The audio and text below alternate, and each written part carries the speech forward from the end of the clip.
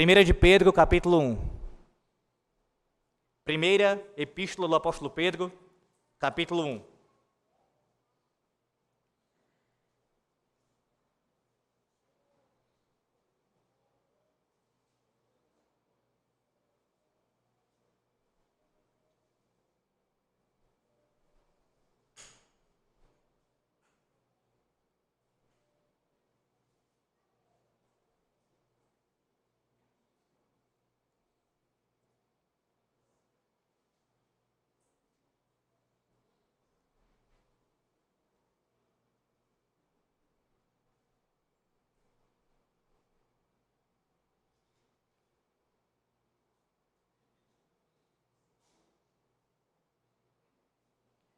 Irmãos, a leitura será somente os dois primeiros versículos. Versículos 1 e 2. E a exposição será nesses dois versículos.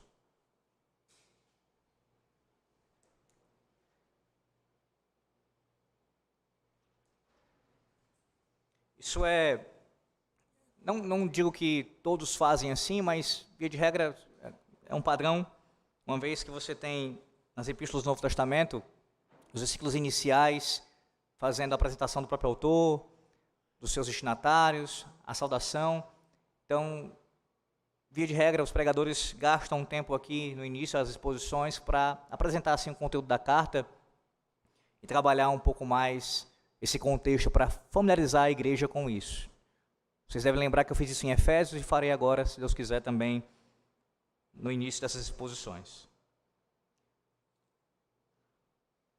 1 de Pedro, primeira epístola do apóstolo Pedro, versículos 1 e 2, assim diz a palavra do Senhor nosso Deus. Pedro, apóstolo de Jesus Cristo, aos eleitos que são forasteiros da dispersão no Ponto, Galácia, Capadócia, Ásia e Bitínia, eleitos segundo a presciência de Deus Pai, em santificação do Espírito, para a obediência à aspersão do sangue de Jesus Cristo. Graça e paz vos sejam multiplicadas. Amém. O que você escreveria para alguém que está sofrendo? Alguém que você conhece, que está passando por um sofrimento. O que você escreveria para tal pessoa? O que você gostaria de ouvir em meio ao sofrimento? Seja lendo uma mensagem, um escrito, ou alguém falando audivelmente para você. O que você gostaria de ouvir em meio ao sofrimento? Meus irmãos, quando o sofrimento se prolonga, Deus nem sempre remove de forma imediata a dor. Mas Ele, muitas vezes, na verdade ao seu povo, eu posso dizer que sempre Ele faz isso, Ele envia uma palavra. Ele envia a sua palavra para falar ao seu povo. Foi assim com os crentes aqui descritos nesse texto. Espalhados, pressionados, vivendo como estrangeiros em um mundo hostil, eles recebem uma carta. Veja, não é um tratado frio aqui, mas é uma mensagem pastoral, escrita para sustentar a fé em meio à aflição. E logo nas primeiras linhas aqui dessa carta, Pedro ele não começa descrevendo a perseguição, mas lembrando quem eles são diante de Deus. Antes de tratar do sofrimento, o que Pedro faz é tratar da identidade daquele grupo, daquelas pessoas. Antes de falar da provação, ele fala da eleição. Antes de falar da angústia presente, ele aponta para a obra eterna de Deus. Assim, esta carta nos ensina que quando o povo de Deus sofre, a primeira necessidade não é a mudança das circunstâncias. Guarde muito bem isso. A primeira necessidade não é a mudança das circunstâncias. Mas a primeira coisa a ser feita é a reafirmação das promessas. Quando o povo de Deus sofre, a primeira coisa que nós precisamos ser lembrados, que Deus nos diz, é reafirmar as suas mesmas e antigas promessas. Nesses versículos nós aprenderemos que Deus, segundo a sua eleição graciosa, pelo Espírito Santo, aplica aos crentes o sangue de Cristo e os conduz à obediência. Vou repetir. Deus, segundo a sua eleição graciosa, pelo Espírito Santo, Ele aplica aos crentes o sangue de Cristo e os conduz à obediência. Esses dois versículos, que servem como introdução a toda a carta aqui, e que tem essa base fortíssima, fundamental, uma rocha diante de nós. A Santíssima Trindade e a sua obra de salvação, provendo conforto e consolo em meio ao sofrimento para o povo de Deus. Veja, não há como nós exagerarmos aqui o valor dessa carta, da primeira carta do apóstolo Pedro. Além do Senhor Jesus Cristo, nenhuma outra pessoa é mencionada com tanta frequência no Novo Testamento, nem desempenha um papel tão marcante no estabelecimento do cristianismo quanto Pedro. Ele é proeminente nos evangelhos, bem como também no livro de Atos. A importância que Paulo atribui a ele em 1 Coríntios e Gálatas não tem paralelo, meus irmãos, com outros discípulos. Além disso, o próprio apóstolo Pedro escreveu 2 epístolas. Essa proeminência constante, e em todas as partes do Novo Testamento, não tem correspondente nem mesmo em Paulo, Tiago ou João. Não há ninguém mais cujos sucessos e fracassos sejam relatados de modo tão completo para nós. Pedro, veja, ele também esteve presente em acontecimentos de grande importância na vida de nosso Senhor, como a transfiguração, a última ceia, a ressurreição, bem como também a ascensão. Ele ouviu pessoalmente o Sermão do Monte, o discurso do Monte das Oliveiras e a interpretação de Jesus sobre suas parábolas, feita em particular. Meus irmãos, ter 2 cartas deste homem, deste apóstolo, é uma bênção para nós. A primeira carta de Pedro é a epístola mais completa, que trata de uma verdade, ou melhor dizendo, de uma grande variedade de assuntos importantes, como, por exemplo, a natureza do já e ainda não da salvação, o temor a Deus. Ele também fala da igreja de Cristo, a soberania e a graça de Deus, os dons espirituais. Ele também fala dos ofícios, e aqui ele foca, no caso, no capítulo 5, acerca dos presbíteros da igreja, hospitalidade, evangelismo, submissão, autoridades civis, a relação entre maridos e esposas, guerra espiritual e tantos outros assuntos. Como um todo, esta carta possui temas altamente relevantes à nossa fé. Além disso, ela o faz, ou no caso Pedro o faz aqui nessa carta, de uma forma que revela claras ligações com o ensino do nosso Senhor, fundamentado no Antigo Testamento e que complementa com maestria o ensino de Paulo e de outros autores do Novo Testamento. Embora a primeira de Pedro trate de uma ampla variedade de assuntos, os temas interligados do plano soberano de Deus e do sofrimento do cristão unem toda a epístola. Sim, são vários assuntos, mas há um assunto, pelo menos para muitos comentaristas, há um assunto principal aqui que permeia toda essa carta, que trata da soberania de Deus, na salvação, no propósito da salvação, e isso sendo visto à luz do contexto de sofrimento do povo de Deus. É assim que ele começa a carta, inclusive. Tratando de um contexto de sofrimento, ele apresenta inicialmente a Santíssima Trindade e a sua grande e maravilhosa obra de salvação. E como eu disse, isso permeia toda esta carta como tema central, ou pelo menos um dos temas centrais. Uma vez que Pedro teve tanta dificuldade, meus irmãos, com a questão do sofrimento dos justos, você pode ver isso em Mateus 16, 21 ao 27, em João 18, 10 e 11, e ele experimentou em sua própria vida muito sofrimento. É realmente maravilhoso nós termos uma epístola escrita por ele sobre o papel do sofrimento dos justos. Um homem que teve dificuldade de entender isso e que experimentou muito em sua vida, escreve exatamente sobre este assunto aqui. Além disso, se o sofrimento é parte da experiência integral de todo cristão verdadeiro. Logo, 1 de Pedro possui um ensino valioso para nós cristãos. Entendendo que isso faz parte da nossa experiência cristã. Sofrer nesse mundo caído e por amor a Cristo, ao seu Evangelho, uma carta como essa é uma joia rara, é preciosa para nós, porque didaticamente o Espírito Santo nos ensina, através do seu ministro, a como lidar com esta realidade.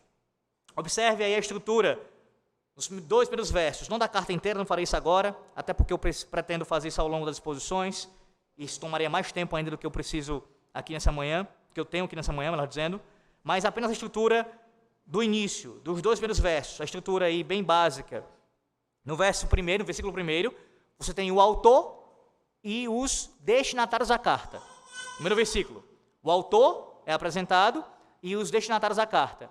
E no versículo 2, nós temos uma introdução à salvação que é realizada por Deus Pai, Deus Filho e Deus Espírito Santo. Bem básico a estrutura aqui.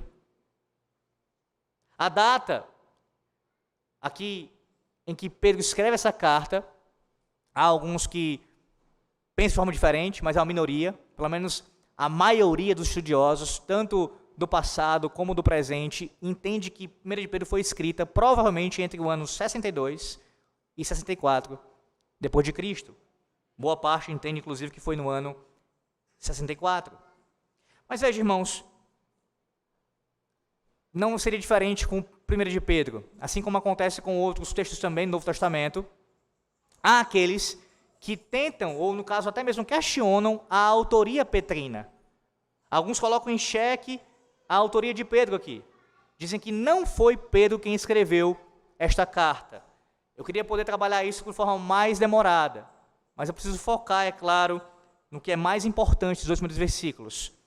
Mas de forma bem basilar, bem básica aqui para os irmãos, eu quero citar pelo menos 2 argumentos, 2 objeções que são suscitadas contra a autoria de Pedro. Tem outras que são levantadas, mas essas são as principais, entre as principais objeções. E claro, irei respondê-las. Primeiro, uma objeção que se faz à autoria petrina é acerca do grego aqui de 1 de Pedro.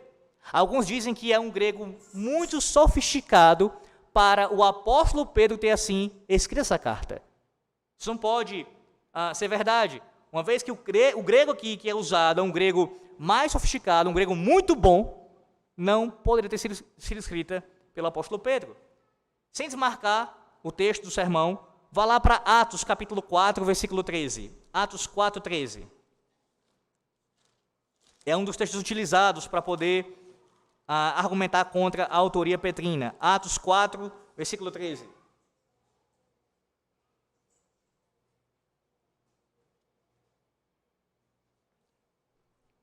Diz assim um texto, a palavra do nosso Deus.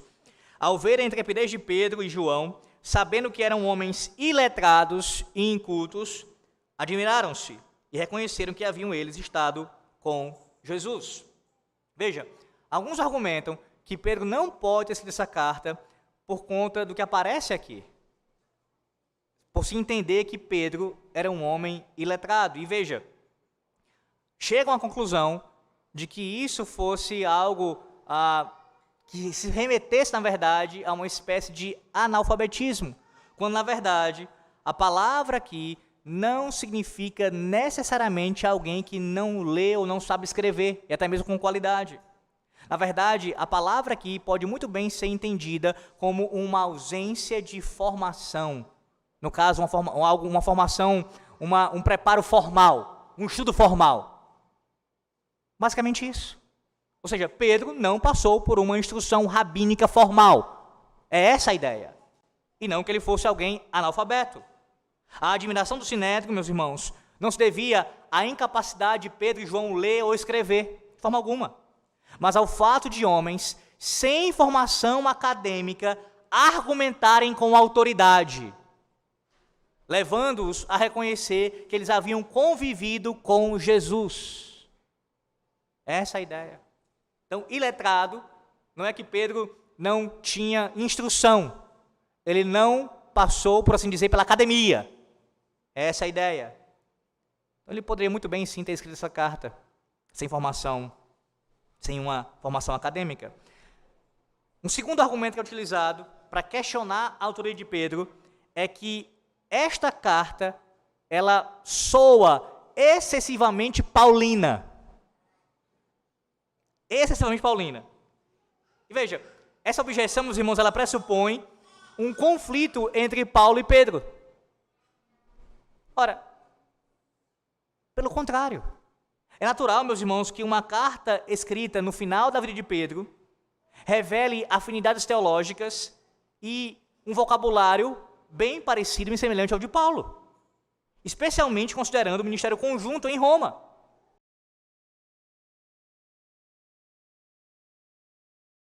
Além da própria autoria interna, o que já é suficiente para nós, as evidências externas, elas corroboram, no caso, apontam, ou no caso, servem como um testemunho para nós. Desde meados do século I, a epístola foi recebida como obra de Pedro, sendo essa convicção confirmada por Irineu, Tertuliano, Clemente de Alexandria, Orígenes e Eusébio. Foi somente no século XIX, com o surgimento da alta crítica, que a autoria petrina passou a ser seriamente questionada. Percebe? Muitos séculos depois, nos primeiros séculos, ela não era questionada. Os pais da igreja falaram abertamente sobre isso, se referindo a ela como uma carta do apóstolo Pedro. Assim, tanto as evidências internas quanto as externas convergem para afirmar que o apóstolo Pedro é o autor da epístola. Não tem como nós negarmos isso. A palavra de Deus diz isso, já basta, é suficiente.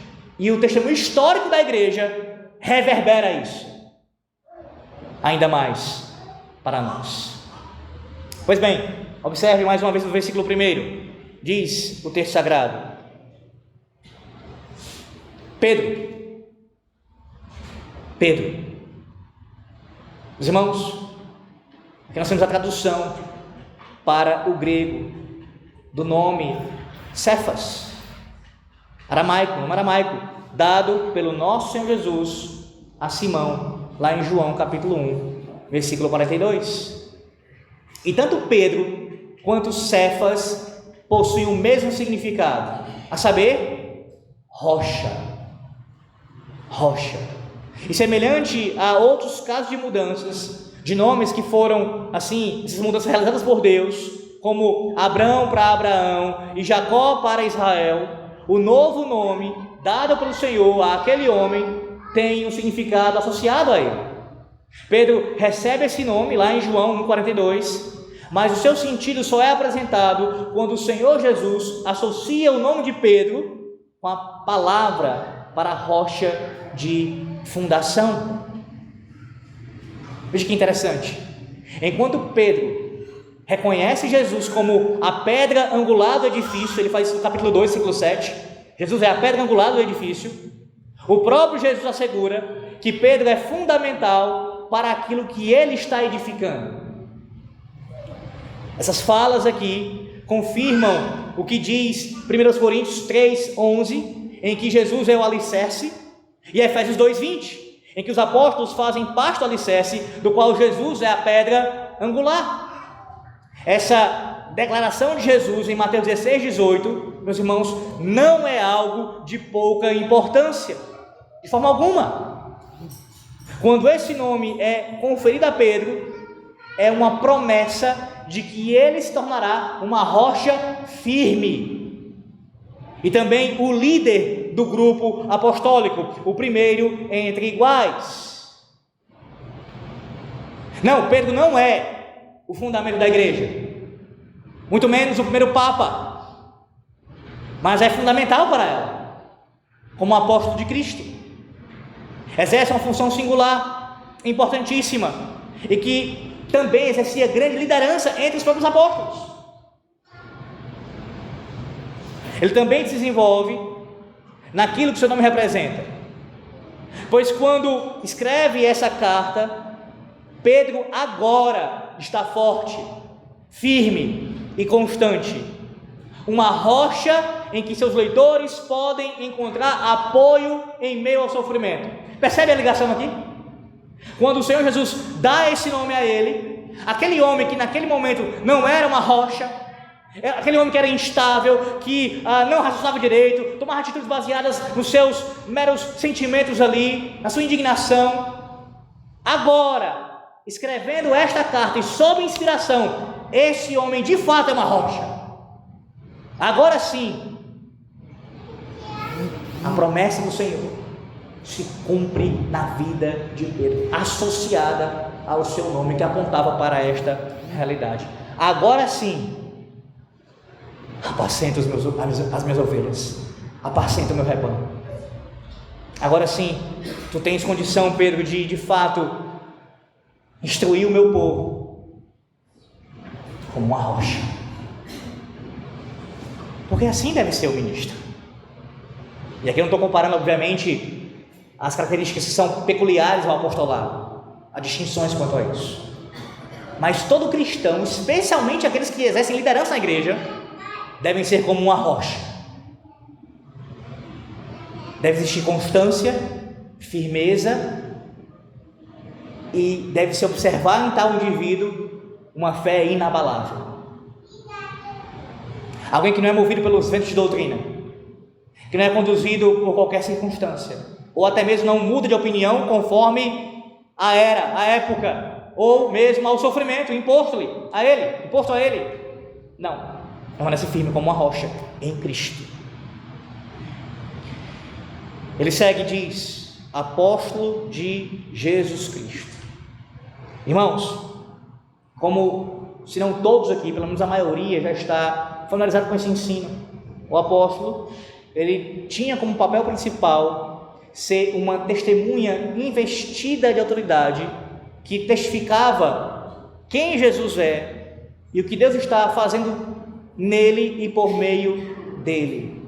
Trata-se de um ofício aqui, de um dom extraordinário, que Deus concedeu à sua igreja no início da nova aliança e que cessou, é claro, com a morte do último apóstolo. Homens que viram o Senhor ressuscitado, que testificaram desta ressurreição, que falaram sob a autoridade divina, que escreveram cartas sob inspiração. E aí veja a importância disso ser mencionado aqui. Alguns entendem que a fala de Pedro aqui, ela até revela humildade também do apóstolo, porque ele apenas se declara como um apóstolo de Jesus Cristo. Não é alguém se ensoberbecendo por causa disso, se vangloriando por causa disso. Mas por mais que você possa encontrar aqui uma atitude humilde de Pedro, eu quero destacar especialmente o fato de que quando ele fala que é um apóstolo, isso nos diz que o que ele está escrevendo é algo que possui autoridade divina. As palavras, não é a sua opinião pessoal. Pedro está falando o que ele acha, não é o seu gosto. O que eu entendo aqui melhor para esses irmãos que estão nesses lugares, não. O que eu falo em nome de Cristo. O que eu estou escrevendo para vocês vem da parte de Deus. É a palavra do Senhor nosso Deus. Quem escreve é um ministro do Evangelho, chamado por Deus, e o faz sob inspiração do Santo Espírito. Portanto, aqueles irmãos e vocês aqui, todos nós, essa manhã, temos que receber tal leitura e tal ensino como vindo da parte do Senhor Deus, do seu trono. Não é a opinião do ministro, mas é o que Deus diz para a sua igreja em meio ao sofrimento, em meio à perseguição. Esta é a vontade do nosso Deus, da Santíssima Trindade, revelada ao seu povo. Então ouça desde o início até o final das exposições como vontade de Deus para a sua e para a minha vida. Observe, versículo 1 ainda, ele nos diz aqui quem são os destinatários. A pergunta é: quem são aqueles a receber esta carta?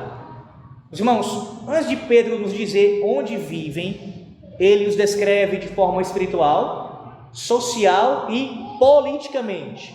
Ele diz: ao povo eleito de Deus, nesse caso aqui na nossa tradução, aos eleitos que são forasteiros da dispersão no Ponto, Galácia, Capadócia, Ásia e Bitínia. Eleitos, aqui usado pelo apóstolo Pedro, é definido em mais detalhes pelo contexto, à luz do versículo 2. Veja o versículo 2, eu não vou expor ainda, mas só para você ver esse paralelo.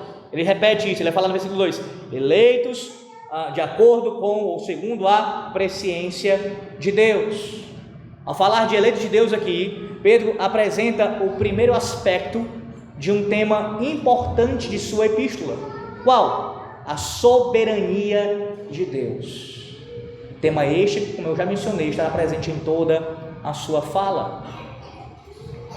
Eles são o povo de Deus, separados do mundo, sentindo ódio pelo mundo e suportando o sofrimento e a perseguição. São escolhidos, a quem Deus favorece e ama. De toda a raça humana, Deus escolheu o seu próprio povo. Como diz Mateus 22,14, porque muitos são chamados, mas poucos escolhidos. Além disso, no contexto mais amplo dessa epístola, Pedro ensina o propósito da eleição, lá no capítulo 2, versículo 9. Veja aí, versículo 9 do capítulo 2. Versículo 9 do capítulo 2. Vós, porém, sois raça eleita, sacerdócio real, nação santa, povo, propriedade exclusiva de Deus. Aí qual é o propósito? A fim de proclamar as virtudes daquele que vos chamou das trevas para a sua maravilhosa luz. Tá, mas a pergunta ainda é: reverendo, quem são estes a quem Pedro escreve? Esses descritos aí no versículo 1, os estrangeiros dispersos, os forasteiros. Irmãos, há quem entenda que Pedro estava se referindo a judeus que haviam fugido de Jerusalém, expulsos pelo imperador Cláudio, e que haviam se estabelecido em pequenas comunidades na Ásia Menor. Todavia, e aí mais uma vez, consultando vários comentaristas, vários estudiosos, tanto do passado como do presente, a posição majoritária não é esta. E o argumento é o seguinte: embora Pedro utilize uma linguagem típica da diáspora judaica, eleitos, forasteiros, dispersos, a maioria destes comentaristas entende esses termos de forma teológica e tipológica, aplicados agora à igreja como novo povo de Deus e não de modo étnico exclusivo. E aí tem alguns argumentos para poder chegar a essa conclusão. Primeiro, isso nesse caso, pensando aqui em algumas descrições que são incompatíveis com um público exclusivamente judeu. Veja, o ponto aqui não é dizer que não tinha judeus, mas o que eu estou apresentando para vocês é que a posição majoritária é de que o público, os destinatários de Pedro, era composto de judeus e de gentios. Primeiro, os leitores são descritos como tendo vivido anteriormente em ignorância, idolatria e práticas gentílicas. Você vê isso no versículo 14 do capítulo 1 e no capítulo 4, versículos 3 e 4. Algo difícil de aplicar a judeus piedosos. Em Pedro, capítulo 2 de Pedro, versículo 10, ele afirma assim o seguinte: antes não erais povo, que é uma linguagem clássica aplicada a quem? Aos gentios. Então isso aponta para o fato de que o público original de Pedro era composto também de gentios. Segundo argumento, o uso tipológico do Antigo Testamento.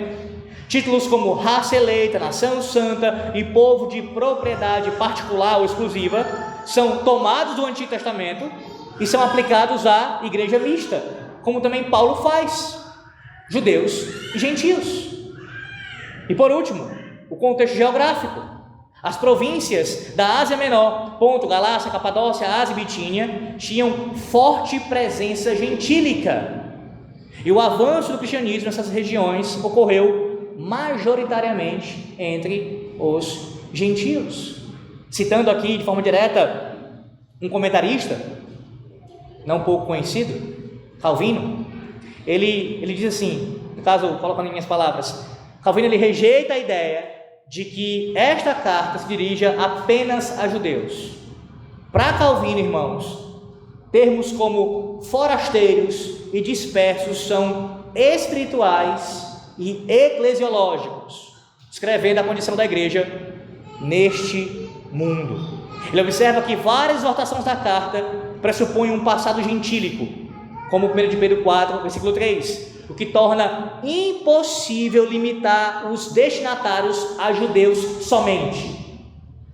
Um outro comentarista, um homem profundamente usado por Deus, pastor presbiteriano chamado John Brown de Hamilton, ele interpreta dispersos e forasteiros como categorias teológicas, descrevendo a igreja militante espalhada no mundo.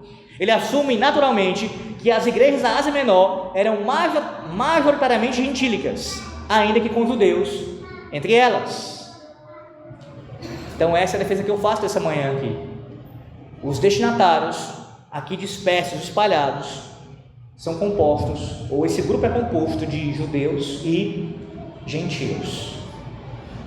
Irmãos, nós que somos cristãos, nós somos moradores estrangeiros deste mundo. Aqui neste mundo, você não está em seu lar. A sua estadia e a minha nessa terra é temporária. A nossa cidadania, como diz Paulo em Filipenses 3:20, ela é do céu.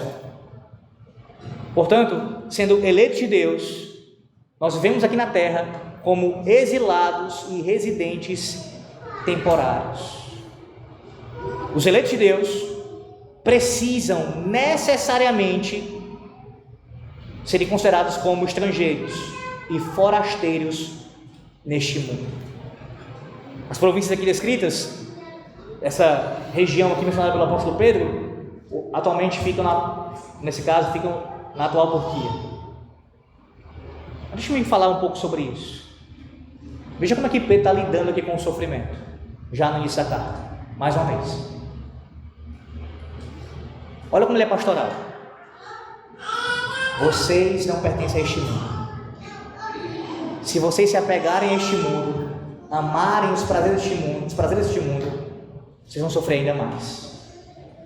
Na verdade, evidenciarão que não pertencem a Deus, se assim se entregarem a tais prazeres. Vocês têm que lembrar que diante da perseguição e do sofrimento, vocês não fazem parte desta terra. A sua cidadania é celestial. Que palavra, meus irmãos, de conforto e ao mesmo tempo também de advertência.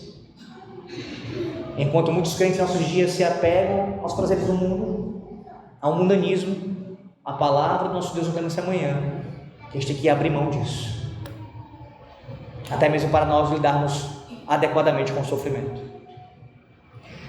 Versículo 2: escolhidos de acordo ou eleitos segundo a presciência de Deus Pai.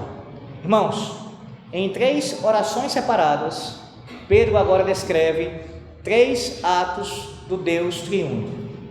Sem nenhuma dificuldade, o apóstolo tece a doutrina da Trindade no pano de sua epístola aqui.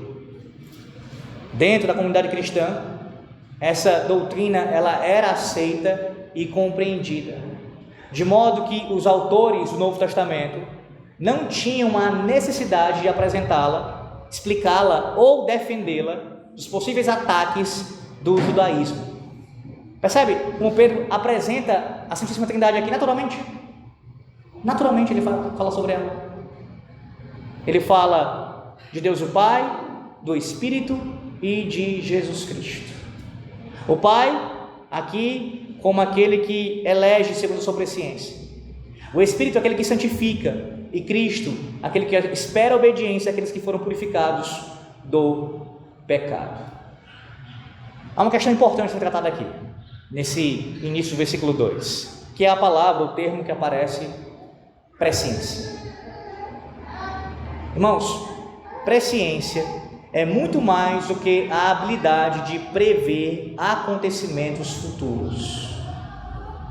Ela inclui a palavra, a soberania de Deus em determinar e colocar em prática sua decisão de salvar o ser humano pecador. A palavra presciência ela é usada lá no sermão de Pedro em Pentecoste, no qual ele declara ao seu público judeu que Jesus foi entregue pelo determinado desígnio e presciência de Deus. Atos 2, 23. Pedro deixa implícito que Deus agiu de acordo com o seu plano e propósito soberano, os quais havia preparado de antemão. O apóstolo Paulo também se refere à presciência em Romanos 8, 29, quando diz: aos que de antemão conheceu, veja, presciência, também os predestinou para serem conformes à imagem de seu Filho. Paulo indica nesse texto que os conceitos de presciência e predestinação andam juntos. Irmãos, a presciência e a predestinação são atos de Deus antes da criação do mundo. Então não se pode, como arminianos fazem, entender isso daqui como se fosse mera antevisão. Deus anteviu o que iria acontecer. A palavra, e no contexto em que ela aparece, normalmente é assim: ela está ligada ao decreto divino, ao seu plano de salvação, à predestinação. Então não é algo passivo, Deus observando o que vai acontecer e ele viu. Não, isso envolve ação divina, soberana, na salvação do seu povo. A gente não pode separar estes dois conceitos. E veja, à luz dos versículos iniciais de toda a carta, a ênfase, irmãos, não está na ação humana em momento algum, mas no planejamento divino. Lembre-se, Pedro está lidando com pessoas que estão passando por perseguição, com sofrimento. Então como é que ele vai trabalhar isso? Como é que ele vai cuidar deles pastoralmente?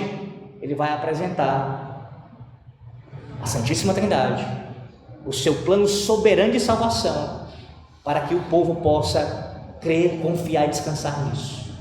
Então em momento algum aqui há espaço para o homem. Não, porque Deus viu que vocês...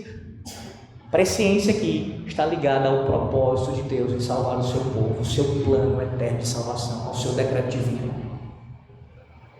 Não é a tua ação, a tua escolha ou a minha que vai trazer consolo para nós, mas é saber que há um Deus nos céus, que pela sua presciência, Ele nos conheceu de antemão. Romanos 8, 29, qual é a ideia? É um relacionamento amoroso conosco, íntimo conosco, desde a eternidade, em seu plano de salvação. Isso é presciência nesse contexto. Isso é que traz consolo para nós. O nosso Deus nos ama desde toda a eternidade, nos conhece desde toda a eternidade, nos conhece intimamente e nos predestinou para a salvação. No meio da guerra, é isso que vai trazer descanso para você.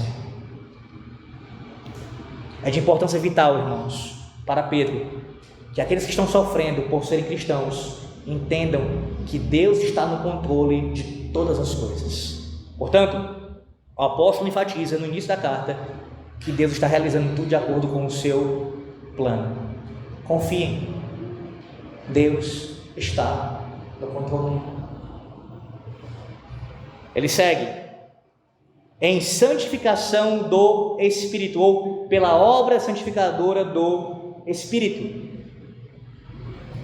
Irmãos, o sentido desse versículo, não apenas aqui, mas em toda a carta e em todo o Novo Testamento, na palavra de Deus como todo, no Antigo também, é mencionar o Espírito Santo, destacar ele, a sua pessoa e a sua obra, de capacitar o povo de Deus, nesse caso os eleitos de Deus, para assim responder ao chamado divino.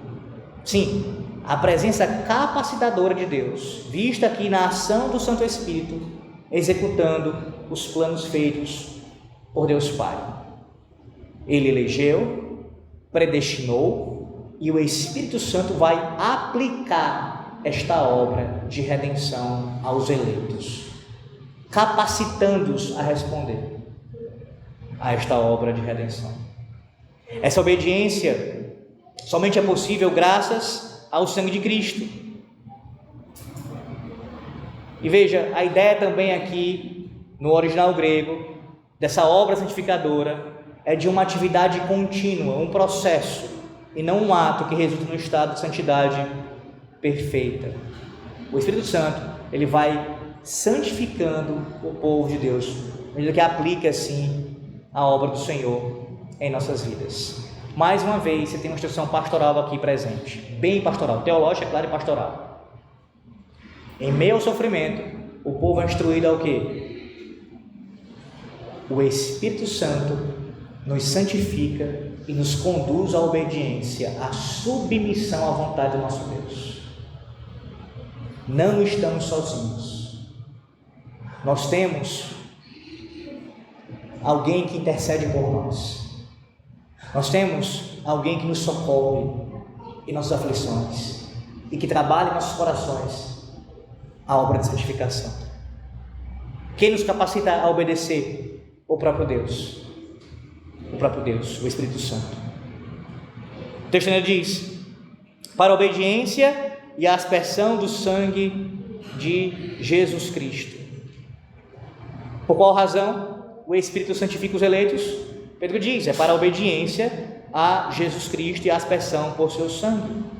Irmãos, com os termos obediência e aspersão, Pedro se refere à confirmação da aliança que Deus fez com o povo de Israel. Qual o texto?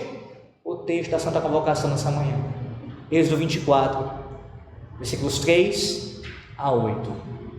Moisés leu o livro da aliança para o povo. Deixa eu lembrar você, foi lido no início do culto. Versículo 7. E eles disseram: tudo que falou o Senhor faremos e obedeceremos. Então Moisés aspergiu sangue sobre o povo e disse, no versículo 8 de Êxodo 24: eis aqui o sangue da aliança que o Senhor fez convosco a respeito de todas estas palavras. O autor da Epístola aos Hebreus, ele comenta que o Senhor Jesus derramou o seu sangue para tirar o pecado do povo de Deus. Hebreus 9, 18 a 28 e Hebreus 12, versículo 24. Pedro fala que por meio da morte sacrificial de Jesus na cruz, ele redimiu e comprou os eleitos. Assim, irmãos, em resumo, o Deus triuno deu ao seu povo 3 privilégios distintos. Deus o Pai os conhece, nos conhece de antemão. Deus o Espírito os santifica, nos santifica. E Jesus, Deus o Filho, nos purifica do pecado por meio da aspersão do seu precioso sangue. E apesar do Senhor Jesus Cristo ter derramado o seu sangue uma única vez por todas, isso não se repete, o sacrifício, o significado desta obra tem um efeito duradouro e é um processo contínuo. Jesus continua a purificar o seu povo por meio do seu sangue. Uma vez já fomos aspergidos, mas os efeitos dessa obra, o poder, através da obra do Espírito Santo, ele aplica esse sangue, essa obra de redenção a nós. Percebe o valor disso? Um sacrifício que foi realizado em torno de 2.000 anos tem efeitos até os dias de hoje e o terá por toda a eternidade. É incomensurável. Não há como medir o valor do sangue de Cristo, da aspersão desse sangue sobre nós. E é a Santíssima Trindade, irmãos, sendo apresentada aqui pelo apóstolo Pedro, atuando soberanamente na obra da salvação, que é a resposta do apóstolo para o povo perseguido. Confiem no Deus Trino, creiam nele, obedeçam a ele, submetam a sua vontade, cresçam na santificação pela aspersão do sangue de Cristo, e assim vocês continuarão lutando contra toda perseguição. O texto conclui com a saudação aqui: graça e paz sejam multiplicadas. Irmãos, as palavras graça e paz sejam com vocês em abundância também aparece em 2 de Pedro 1:2. A saudação aqui, como os irmãos sabem, é típica dos autores do Novo Testamento, que escrevem cartas, com variações. Paulo, Tiago, João, Judas e o autor aos Hebreus, eles estendem essas saudações e bênçãos ali no começo ou no final de suas epístolas. O termo graça, ele é um termo abrangente, inclui os conceitos de misericórdia, de amor e de remissão do pecado. A graça é aquilo que Deus oferece ao ser humano. A paz, por outro lado, é um estado interior de felicidade, que leva aquele que a experimenta a expressá-la externamente para o seu próximo. Veja, eu tenho paz com Deus, logo eu terei paz também com os meus irmãos, com o meu próximo. No certo sentido, os conceitos de graça e paz estão relacionados um ao outro como a ideia de causa e efeito. Uma vez alcançados pela graça de Deus, temos paz com Deus. É assim que acontece. O dom da graça de Deus resulta em paz. Eu pergunto a você nessa manhã mais uma vez: o que você escreveria para alguém que está sofrendo? O que dizer? Eu já ensinei aos irmãos que há momentos em que, no meio de um luto ou de uma outra dor qualquer que a pessoa esteja passando, o mais sábio é ficar calado no primeiro momento, ceder o seu ombro para chorar juntamente com aquela pessoa e consolá-la com um abraço, com a sua presença, no máximo fazendo uma oração ali por ela. Ou seja, ouvir mais. Entretanto, há momentos em que é próprio e é necessário que nós falemos alguma palavra. Será sábio fazer isso para aqueles que sofrem. O que você diz? O que você costuma falar? E pensando aqui de forma específica, alguém que está sofrendo por amor ao Evangelho, por amor a Cristo, o que você diz para tal pessoa? O que você quer escutar nesse momento? Muitos de nós certamente querem uma resposta diferente do que o texto nos apresenta. A carta nos ensina, irmãos, que quando o povo de Deus sofre, a primeira necessidade não é a mudança da circunstância. Porque muitas vezes, em boa parte delas, Deus não vai mudar a circunstância. A perseguição vai até aumentar em alguns casos e terminará em morte, como terminou para muitos. Martírios aconteceram. A primeira necessidade que você e eu temos de ouvir é a reafirmação das promessas de Deus. É Deus dizendo mais uma vez em sua palavra: eu te conheço desde toda a eternidade. Eu te amo com amor eterno. Eu enviei o meu Espírito Santo para te santificar. Eu tenho trabalhado em tua vida para que você cresça na graça e no conhecimento. E por meio do sangue do meu Filho, eu te purifiquei. Eu aspergi sobre você e eu te purifiquei de todos os teus pecados. Você quer um consolo maior do que esse? Saber que nenhum inimigo, nenhum perseguidor da igreja de Cristo pode roubar isso de nós. Por mais que tentem, eles não podem retirar esse status. Você que está em Cristo foi purificado pelo sangue do Cordeiro. E por mais que eles, debaixo da soberania divina, roubem a sua vida, tirem a sua vida, não podem lhe condenar ao inferno. Você está salvo, guardado por causa do sangue da aliança. Pastor, então, efetivamente, o que dizer? sempre retorne na hora de falar com alguém, para aconselhar, quando necessário for falar, e para o teu próprio coração, anuncie o Evangelho. Lembra das pessoas da Santíssima Trindade, do Pai, do Filho e do Espírito Santo, e da obra delas, da obra de cada uma delas, da grande obra de salvação.